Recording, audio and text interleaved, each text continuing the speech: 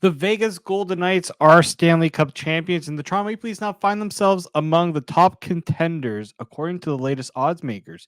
We'll discuss that and more on the Locked On Leafs podcast, part of the Locked On Podcast Network. It's your team every day. You're Locked On Maple Leafs, your daily podcast on the Toronto Maple Leafs, part of the Locked On Podcast Network. Your team every day.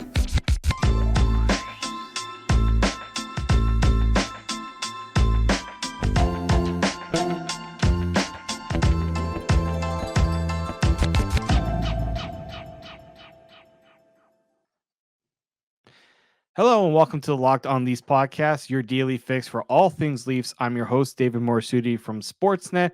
As always, Locked On Leafs is a daily Maple Leaf centric podcast, so be sure to subscribe for free wherever you get your podcast from. And you can also catch us up on video form on YouTube, Locked On Leafs. It's your team every day. And a reminder that this episode is brought to you by FanDuel Sportsbook, official sportsbook of Locked On. Make every moment more. Visit FanDuel.com/LockedOn today to get started. And as you can tell, folks, I am solo today. For those of you that do not know, it was a very tough. It's been a tough week in the sports media industry, but especially over at Bell Media. Locked On. Leafs Lunch, the show that my co-host Mike DeStefano hosts, was officially canceled by Bell Media in a round of cuts being done across the industry. You saw that. The station all the way out in Edmonton was officially shut down, just spur of the moment shut down. Nobody really knew it was coming. And unfortunately, Mike was among one of those that did not see his show get renewed. I talked to him earlier when the news happened. I told him, take a break. It's a very tough thing in the industry when something like this happens. And I'm sure a lot of people in the Discord started sending messages, and I know Mike was getting messages all over the place. This is what happens when things like this are public. It's very, very tough. So I wanted Mike to just, have his time to deal with that. And I wanted to have to make sure the show keeps going because it is a daily show. And we want to make sure that we're keeping this content going. And it was tough. I've known Mike for a while. We went to school together. We, grew up into this industry, kind of came in at the same time together. So just tough when you have a friend going through this. Also tough to see some of the reaction from this. I can understand if you don't like the shows or aren't a fan of certain personalities, but I don't like when people just push people when they're down. It's a very tough situation and not just for Mike, for Julia as well, due to share his co-hosts and people who work behind the scenes there. Like, we have to think about everyone involved in these situations. So didn't really like to see that. I don't go after people or comment on those things, but it was a little hard to see that. But I wanted to reiterate on this platform here with Locked On Leafs, and part of the reason why, yes, 5 shows a week is a lot. It's a tough workload and things like that. But what it emphasizes is just how rare what we do every day. Not just Locked On Leafs, but the whole Locked On Podcast Network, because there are a lot of markets out right now, local markets. You just saw what's going on with the Athletic, with a lot of writers losing their jobs, local coverage really, really suffering as a result. And this is where the Locked On Podcast Network, in my opinion, really, really helps fill the void when you see a lot of media now taking away a lot of what's going on, in terms of coverage. So if I have any thoughts on this, continue to support us, because now, you just lost, a lot of fans just lost a Toronto Maple Leafs centric show, right? On the legacy radio of TSN 1050. There aren't many shows, like many avenues you can get Leafs content. Yes, Leafs content's always going to be there, but 5 days a week, just specific to the Leafs, it's not always out there. I'll give a shout out to our boys over at the Leafs Nation there. Nick Alberga and Rose Hill there. They're doing a great job, doing kind of the same thing we're doing. They're doing in the live format where we do it in a more of the podcast format. So, we're going to keep doing this thing because we believe in what we're doing.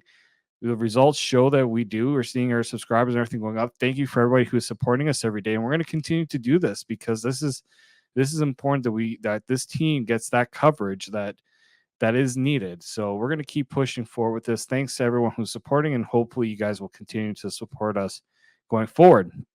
And the unfortunate part too with the announcement is like this is the busy time for the NHL season. The Vegas Golden Knights just won the Stanley Cup.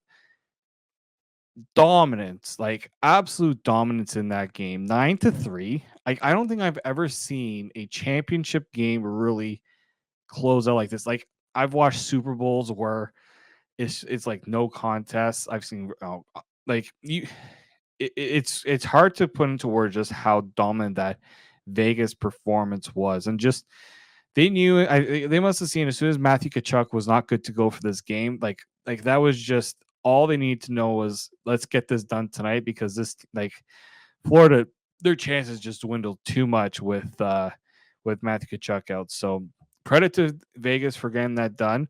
Jonathan Marchessault winning the Conn Smythe, just like many of us predicted, just his playoffs. You look at it and say, well, he didn't like light it up, in terms of like what Leon Draisaitl did last year, where he was just like dominating every single game. But he was a consistent performer each and every game, and so obviously deserving of the Conn Smythe among the voters there. Like I was talking with some friends, and we were like, is there somebody else like a Mark Stone, Jack Eichel, more like Mark Stone when he scored the hat trick?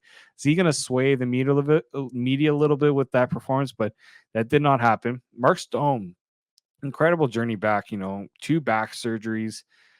Didn't really see whether he would ever be in that position again to be that good of a player, whether to get back onto the ice, but also to be a top line player when Vegas signed him. All those when they made that trade with Ottawa, still one of the more puzzling deals in terms of where Ottawa was and trying to keep good players, and they were trading them away. And Vegas got a good one there, Mark Stone, and it's players like that put up great performance like this in the big moments that led to the Stanley Cup. So a big kudos to the Vegas Golden Knights.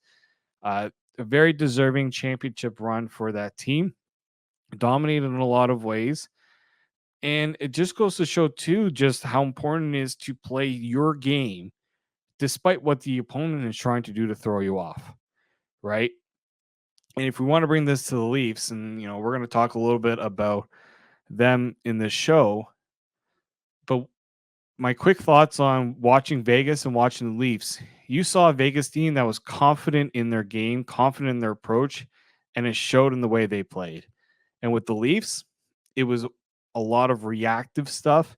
They were not putting their game out to Florida. And when things weren't going right, there was a lot of the unsafe plays. The unsafe plays, like you did not see Vegas really have those, blips in moments where they made a mistake and Florida pounced on it, because that's what Florida was doing all playoffs long. You make a mistake, Florida's going to capitalize.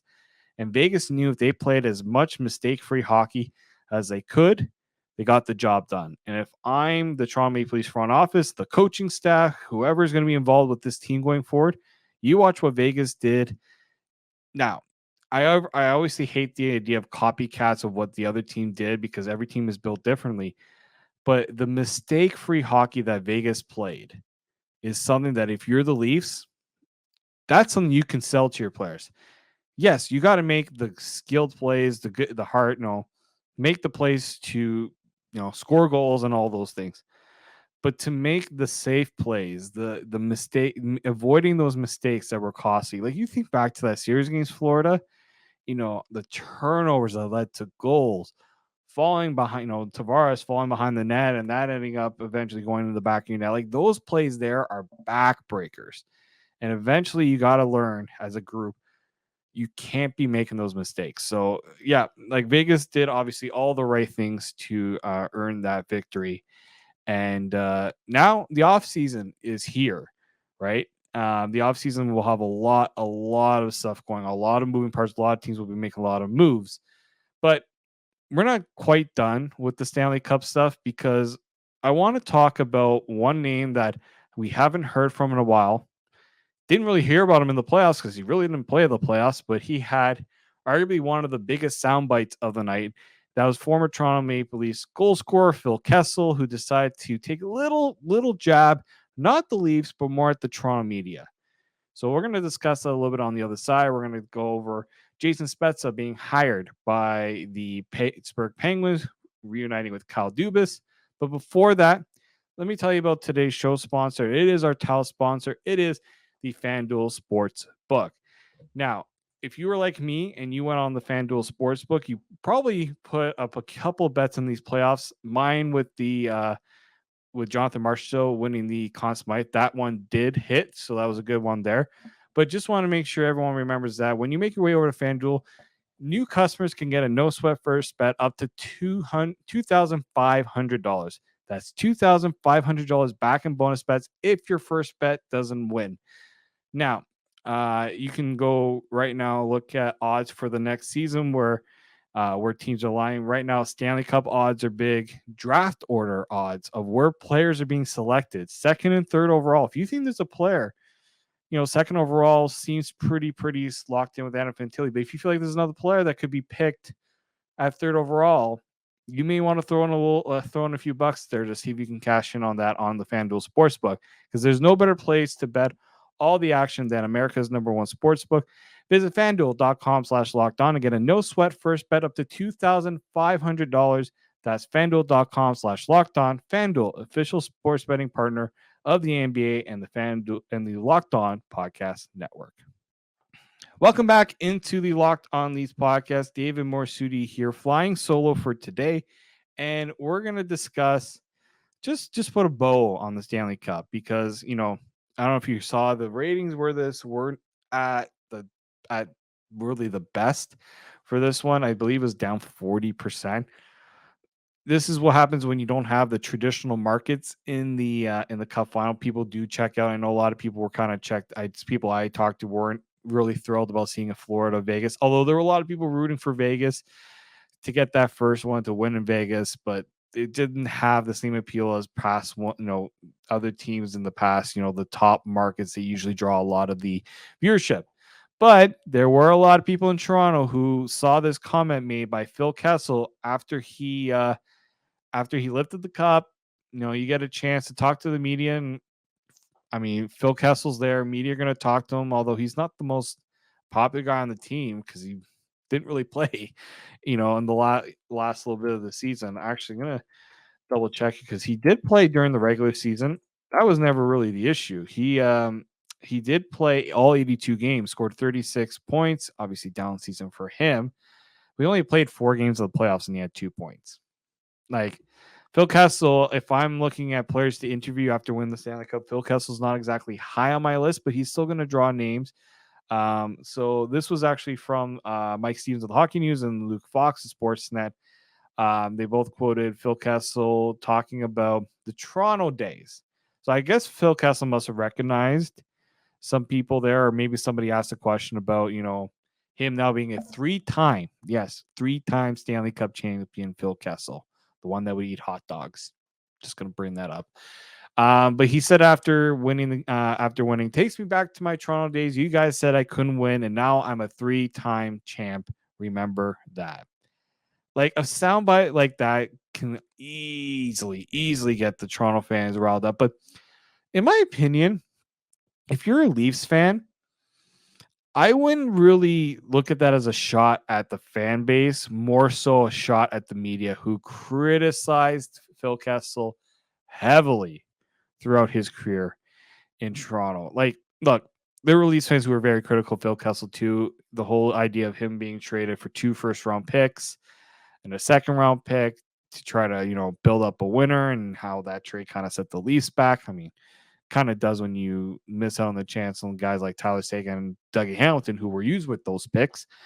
But yeah, I think I just think this is also Phil Kessel just basking in the fact that to this day he can still get under the skin of a lot of people, especially the Toronto media. I believe when he won his first Stanley Cup with Pittsburgh, he put hot dogs in it. So I think that has a lot to just, guys like that have a chip on their shoulder when something like that is out there and a big platform and everyone's talking about it. Like, how many times does Phil Kessel get asked about hot dogs? Like that is going to stick with him forever. So of course he's going to take his shots. And I would take my shots too if I was him. Yeah, this third cup doesn't have the same effect to it as the two they got in Pittsburgh. But hey, he's going to have 3 rings at the end of the day. Other players don't even get to win run rings. So if you're Phil Kessel, you are going to take that for sure. Another player, former Leafs player, former part of the management staff, Jason Spezza, he is now joining the Pittsburgh Penguins and Kyle Dubas. Shocker. It was just like the most inevitable moment to know that, see Jason Spezza there. He was announced as the assistant general manager, and it's obviously when he was in Toronto, he was like an assistant to the general manager. He wasn't officially an assistant general manager. Like Kyle Dubas has been cleaning house as soon as he made his way over to Pittsburgh. He did let go quite a few people, and Jason Spezza when the news of Kyle Dubas came out, it almost like an hour after it happened, he announced gave his resignation to Brendan Shanahan. So it was almost like you expected the next move to be to reunite with Kyle Dubas there. What's interesting about this move, and if you go and listen to the Locked On Penguins podcast, Hunter Hodes does a great job kind of breaking this whole situation down. But Jason Spezza was hired the assistant general manager. But who's that general manager he's an assistant to? The Penguins technically don't have a general manager. They have a president of hockey operation, which is Kyle Dubas. But right now, what it seems like where the Penguins are going with this is likely Kyle Dubas will assume most of the general manager role just for now because they don't have a general manager unless there's somebody that's going to be announced within the next few days. But I do think that you're going to probably see this is also Kyle Dubas just starting to bring his own people in. So unless he hires a general manager soon, I do think Kyle Dubas likely is the de facto general manager until they decide to get someone in place there. So yeah, it's going to be interesting to see how that all plays out in Pittsburgh. But yeah, not surprising you see Jason Spezza there. He just seems to be a very big Kyle Dubas supporter. Kyle Dubas worked closely with him. He brought him on right after he retired. We kind of knew how that was all going out. So yeah, it's going to be an interesting time there in Pittsburgh, and you'll likely see maybe other front office people from Toronto make their way over to the Penguins. We've seen that, it usually happens like that. We already saw Shane Doan join Brad Living. Wouldn't be surprised if Brad Living brings his own people over too. But there's probably people who have obligations right now with the draft, free agency, so could be expecting to see a lot of moving parts, or could see a lot of changes happen over the next few days. That's gonna be a very interesting situation to keep an eye on, and we are gonna obviously be keeping an eye on that. But before we kind of go through the rest of the offseason, we're gonna discuss the Toronto Maple Leafs being among the top odds for the Cup next season, and whether they can actually live up to those expectations, because people are kind of wondering, do the Leafs, what's the offseason look like for the Leafs? Are they going to run it all back and all those things? So we're going to look at all the odds and where the Leafs stand, and what that means for the offseason going forward. We're going to take one more break, and then we'll get to discuss that on the other side. This is the Locked On Leafs podcast, part of the Locked On Podcast Network. It's your team every day. Welcome back into the Locked On Leafs podcast. It is your team every day. David Morassutti here, riding solo for today. And, as soon as the Cup gets won, sports betting books do not wait a long time to reveal the odds for next season, because people like to get an early jump on those things, kind of get that diamond in the rough. I can't remember where the Golden Knights were in the Cup betting odds for the 2023 season. But I'm sure they weren't viewed as the top team, because they didn't even make the playoffs the year before. So I'm curious to know kind of where they were there. But going into this going into the next season, it is not the Leafs who are the top odds. It's not even Vegas that are the top odds. It is the Colorado Avalanche at plus 800. They are the odds-on favorite to win the Stanley Cup, according to the FanDuel Sportsbook, the sportsbook that is the official sportsbook of this podcast. So if you go to FanDuel right now, you can place a wager on the Avalanche if you'd like. Kind of interesting that it is the Avalanche who are the top there, considering they're not going to have Gabriel Landeskog for this season. Like there's some question marks there in Colorado. So I mean, they're also, you look at the Western Conference. There's quite a bit of there's a route there for always for the Avalanche.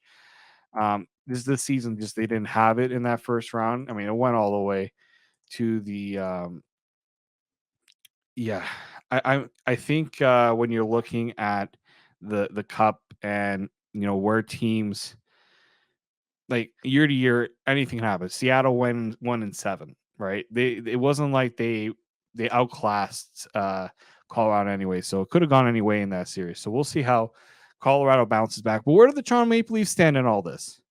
They're at plus 1100, the second best odds. The other team that's there, the Edmonton Oilers, at plus 1100. You got the New Jersey Devils, Boston Bruins, Golden Knights, the Hurricanes, the Lightning. They're all kind of third. They tied for third at plus 1300. So, like in the grand scheme of things, not that far off in between one another and where they sit on the odds charts there. So plus 1100 for the Leafs. Obviously, if you're truly believe that the Leafs are the top odds among Canadian teams. I mean, the Leafs and Oilers, it's clear that those two are the best team. Those are the two best teams in Canada. Could other teams potentially make their way up there? I mean, can Calgary bounce back and get themselves in the conversation? I think that's unlikely. The Ottawa Senators are at plus 3,800, so that would suggest there's a lot of question marks right now in Ottawa with the ownership. We didn't even discuss that. New owners out in Ottawa. Toronto based bid there that did win. But there's a lot of question marks of what's going to happen in the offseason because they got to get this thing approved. Yeah, I think that's going to be an interesting situation for the Canadian teams. But I think it's Toronto and Edmonton. I think they see this opportunity to try to run it back again. As long as they got these guys signed under the contract. I know with the Leafs, there's question marks with Austin Matthews, Nylander, the core four, even though we don't like to talk about the core four as the core four. We're trying to weed away from that, but really no way in around it.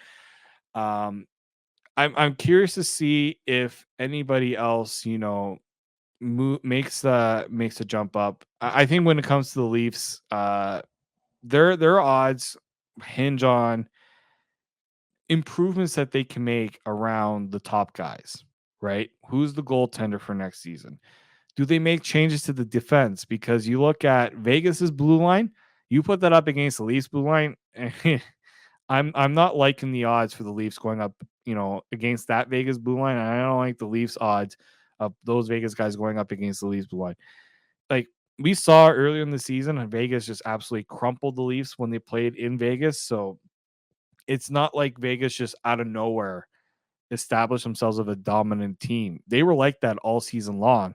And if you're the Leafs, and I think this is something that Brad Treliving will want to figure out, is this a player talent thing? Is this a coaching thing where the Golden Knights showed throughout the year just how good of cup contenders they were? Yes, they had blimps and they had guys not picking up their weight. They also had injuries to deal with. And many different, they had like 5 different goaltenders this year. But if you're the Leafs, you got to start establishing some sort of presence as a top team during the regular season. There were moments, but throughout the season, there were lulls, right? Against teams that weren't as good as them on paper and yet looked like they were, 5 steps ahead of the Leafs. those are the sort of things that as a contender, you got to nip that in the butt because you got to establish your, I don't even like to say winning culture, but you need to establish yourself as contenders by making that point each and every time you play, right? You might not win every time, but just establishing yourself as you know, a contender when you're playing against a Vegas Golden Knights, having those dominant performances, that's what can give you that confidence and belief throughout the season. So if you're the Leafs, like if I'm betting right now, unless something drastic, something changes around the Leafs, I'm not even saying a big change, but some sort of thought process of the Leafs showing that they're a different team, their mindset is different. I can't be putting a Stanley Cup wager on this team. That's just a reality right now that we all have to kind of live with right now.